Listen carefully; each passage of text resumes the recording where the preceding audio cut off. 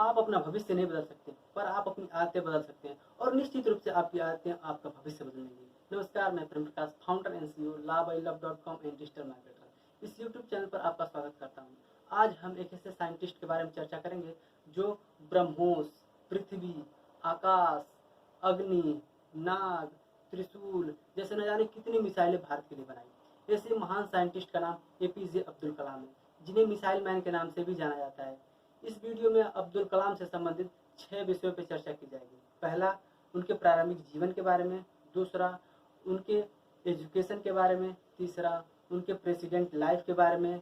चौथा, उनके द्वारा लिखी गई बुक्स के बारे में। और पांचवा, उनको प्राप्त सम्मान व पुरस्कार के बारे में। और छठवां, उनके निधन के बारे में। तो कृपया धैर्य बनाकर इस वीडियो को पूरा देखें। पहला है प्रारंभिक जीवन के बारे में।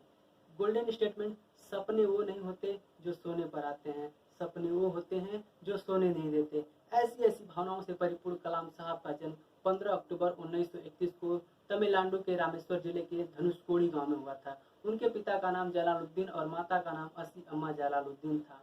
उनके पिता नाव मछुआरों को किराए पे दिया करते थे, जिससे कि उनके परिवार का भरण पोषण होता था। अब्दुल कलाम एक संयुक्त परिवार में रहते थे।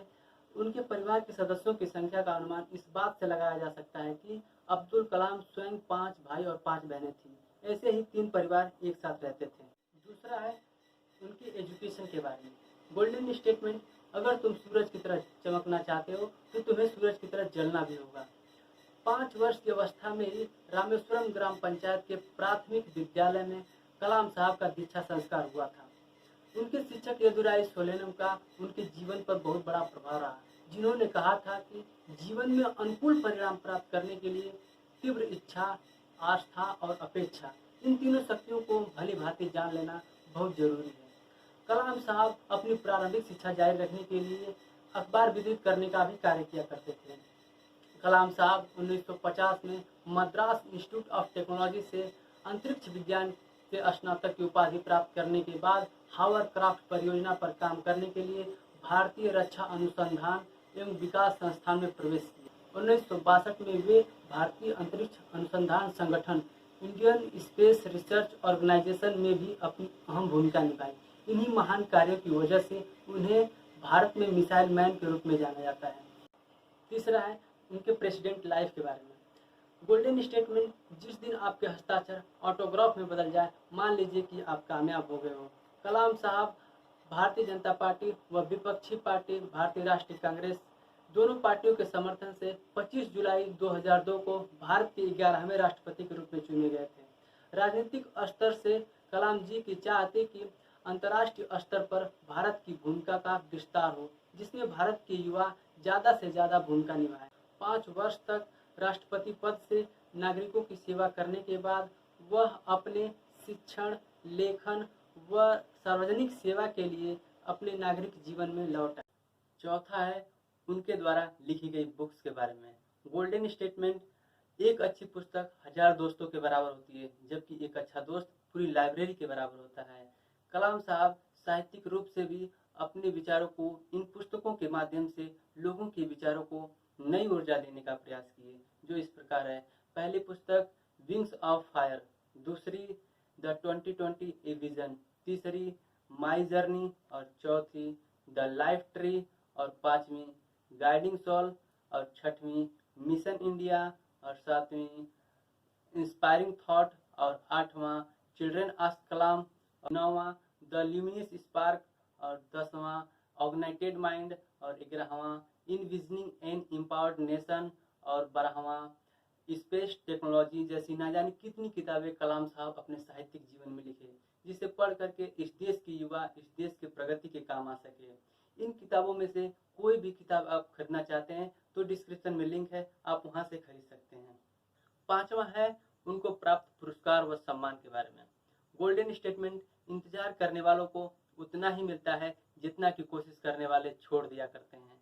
कलाम साहब के 79वें जन्मदिन 15 अक्टूबर 2010 को संयुक्त राष्ट्र के द्वारा विश्व विद्यार्थी दिवस के रूप में मनाया गया और 2005 को स्विट्जरलैंड की सरकार ने कलाम साहब के स्विट्जरलैंड के आगमन के उपलक्ष्य में 26 मई को विश्व विज्ञान दिवस के रूप में घोषित किया। इसके बाद नेशनल स्पेस सोसाइटी ने वर्ष 2013 में उन्हें बोन ब्राउन अवार्ड से पुरस्कृत किया और 1981 में उन्हें पद्म भूषण का सम्मान प्राप्त हुआ। 1990 में उन्हें पद्म विभूषण का सम्मान प्राप्त हुआ। 1994 में उन्हें विशिष्ट शोधार्थी का सम्मान इंस्टीट्यूट ऑफ डायरेक्टरेट्स के द्वारा प्राप्त हुआ। 1997 में उन्हें भारत का सर्वोच्च नागरिक सम्मान भारत रत्न से नवाजा गया।